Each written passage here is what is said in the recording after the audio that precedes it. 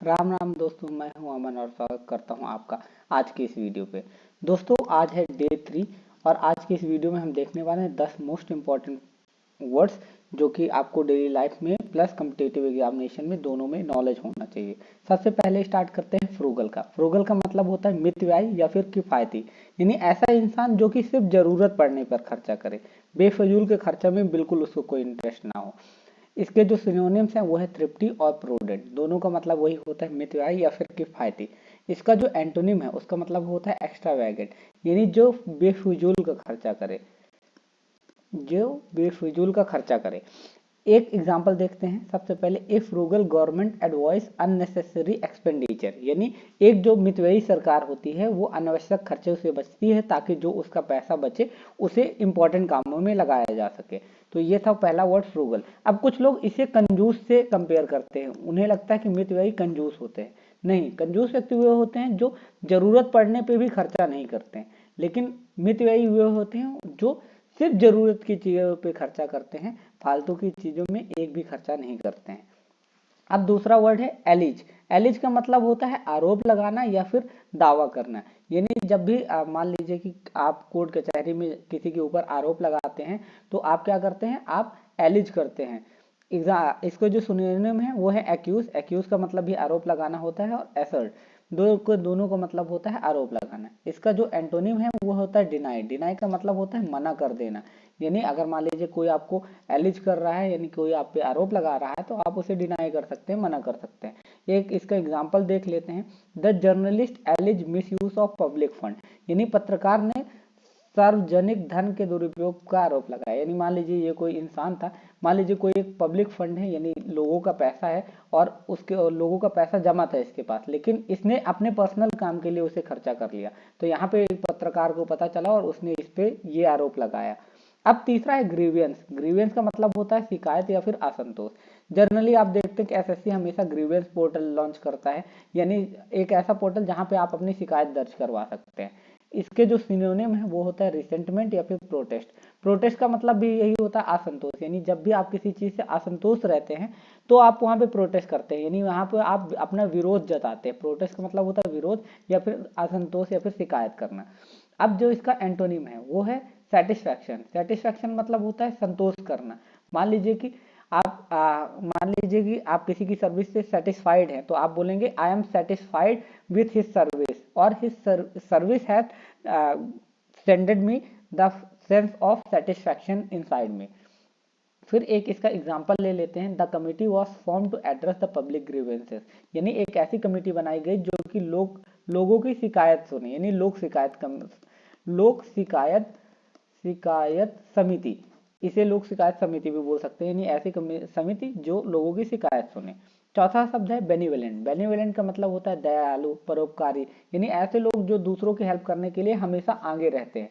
देखिए जैसे ये महाशय छोटे छोटे बच्चों को मतलब कपड़े बांट रहे हैं। अब इसके जो सिनोनिम है वो है चैरिटेबल, यानी दान धर्म करने वाला। जनरस, यानी दिल का बहुत ही अच्छा इंसान।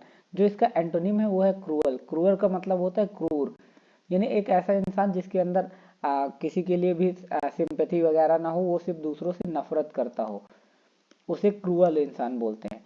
इसका एग्जाम्पल है the benevolent organisation provided free education, यानी एक परोपकारी संस्था बच्चों को फ्री में एजुकेशन प्रोवाइड करवा रही है। पांचवा है डिटेरेंट। डिटेरेंट का मतलब होता है निरोधक या फिर रोकने वाला। आपने हमेशा सुना होगा कि चार लोग क्या कहेंगे, यानी सबसे बड़ा रोग क्या कहेंगे चार लोग। वो जो चार लोग होते हैं आपकी जिंदगी में वो हमेशा डिटरेंट का काम करते हैं, यानी रोकने के काम करते हैं। आप कभी भी आगे कुछ भी आगे करने जाना चाहते हैं तो हमेशा चार लोग आ जाते हैं कि नहीं नहीं आप आगे मत करो। अब इसके जो सिनोनिम होते हैं वो होता है रिस्ट्रेन या फिर ऑब्स्टिकल। ऑब्स्टिकल मतलब कोई भी रोड़ा रोड़ा आ जाए आपके रास्ते में तो उसको ऑब्स्टिकल बोलते हैं, यानी इनका भी मतलब है रोड़ा अगर आ जाएगा तो वहां पे आपको रुकना पड़ेगा, यानी हर एक चीज का मतलब है रोकने वाला। इसका जो एंटोनिम है वो होता है इंसेंटिव। इंसेंटिव यानी प्रोत्साहन देना।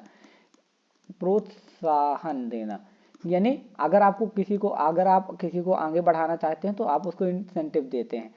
इसके एग्जाम्पल देख लेते हैं। Heavy fines act as a deterrent against violation. मान लीजिए कोई कार है, अगर उसे वो मान लीजिए कि ड्राइव करते पकड़ी गई, मान लीजिए कि जो कार का ड्राइवर हो वो दारू पी के गाड़ी चला रहा था, अगर उसका लंबे से चालान कट जाता है, यानी मान लीजिए 10,000 15,000 का चालान कट जाता है, तो अगली बार पक्का से ध्यान रखेगा कि वो एटलीस्ट दारू पी के तो कार नहीं चलाए। तो यहाँ पे ये एग्जाम्पल का यही मतलब है कि भारी जुर्माना उल्लंघनों के खिलाफ निरोधक का काम कर सकता है। ये छठवां है नेग्लिजेंट। नेग्लिजेंट का मतलब होता है लापरवाह या फिर असावधान, या फिर इसको केयरलेस भी बोल सकते हैं, इनअटेंटिव, रेकलेस, ये सब नेग्लिजेंट के ही जो सिनोनिम है। इसके जो एंटोनिम है वो है कॉशियस। कॉशियस का मतलब होता है जो सतर्क रहे, जो सावधान रहे, यानी कॉशियस। फिर उसके बाद केयरफुल, उसके बाद हीडफुल, ये होते हैं एग्जाम्पल किसके, एंटोनिम ऑफ नेग्लिजेंट, यानी नेग्लिजेंट के विपरीतार्थक शब्द। इसका जो एग्जाम्पल है, the officer was punished for negligent behaviour, यानी जो ऑफिसर था वो अपने लापरवाह बिहेवियर के लिए उसे पनिशमेंट मिली। मतलब मान लीजिए कि कोई ऑफिसर था, उसे कोई काम दिया गया था, लेकिन वो काम को ढंग से नहीं पूरा कर रहा था, उसमें टाल मटोल कर रहा था, इस चीज की उसे पनिशमेंट दी गई। उसके बाद सातवां है कंटेम्पलेट। कंटेम्पलेट का मतलब होता है विचार करना या फिर सोचना, यानी किसी भी चीज के बारे में गहराई से मंथन करना। सिनोनिम जो है वो है पॉन्डर या फिर कंसीडर। कंसीडर का मतलब होता है कि सोच विचार करना। इसके जो एंटोनिम है वो है इग्नोर, यानी किसी भी चीज को इग्नोर मार देना, यानी उस चीज को नेग्लेक्ट कर देना। इसका जो एग्जाम्पल है, the government is contemplating the a new policy, यानी सरकार नई शिक्षा नीति पर विचार कर रही है। शिक्षा यहाँ पे नहीं होगा, सरकार नई नीति पर विचार कर रही है। जो आठवां शब्द है वो है इम्प्लोर। इम्प्लोर का मतलब होता है विनती करना या फिर आग्रह करना। जब भी आप किसी से रिक्वेस्ट मोड पे होते हो तो आप क्या करते हो, इम्प्लोर करते हो। इसके जो सिनोनिम है वो है प्लीड या फिर बिसीच, यानी दोनों का मतलब ही होता है विनती करना। जो एंटोनिम है वो होता है कमांड। कमांड का मतलब होता है आदेश देना। जैसे the king has commanded his soldiers, यानी जो राजा है उसने अपने सैनिकों को आदेश दिया। राजा आदेश देगा, लेकिन यहाँ पे एग्जांपल देखते हैं इम्प्लोर का, the villagers implore the administration for help, यानी जो गांव के निवासी थे उन्होंने एडमिनिस्ट्रेशन यानी प्रशासन से मदद की गुहार की या फिर मदद की विनती की। जो नौवां शब्द है एंडवर। एंडवर मतलब होता है प्रयास करना, मतलब अटेम्प्ट या फिर एफर्ट। अटेम्प्ट का भी मतलब होता है प्रयास करना, एफर्ट का भी मतलब होता है प्रयास करना। यदि आप किसी भी चीज को के लिए प्रयास कर रहे हैं तो आप एंडेवर कर रहे हैं। इसका जो एंटोनिम होता है वो होता है नेग्लेक्ट। नेग्लेक्ट का मतलब होता है इग्नोर मार देना, या फिर आप किसी भी चीज को अनदेखा कर दें, अनदेखा करना, इसको बोलते हैं नेग्लेक्ट। जो इसके एग्जांपल देखते हैं, the scientist continue to endeavour to find a cure, यानी वैज्ञानिक इलाज खोजने के लिए प्रयास जारी रखे हुए हैं। अब जो आखिरी वाला शब्द है वो है जस्टिफिकेबल। जस्टिफिकेबल मतलब उचित या फिर तर्क संगत, यानी ऐसी चीज जिसे सही ठहराया जा सके। डिफेंसिबल या फिर वैलिड, यानी तर्क संगत ही। जो इसका एंटोनिम होगा वो होगा अनजस्टिफाइड, यानी जिसे सही न ठहराया जा सके, सही न ठहराया जा सके उसको बोलते हैं अनजस्टिफाइड।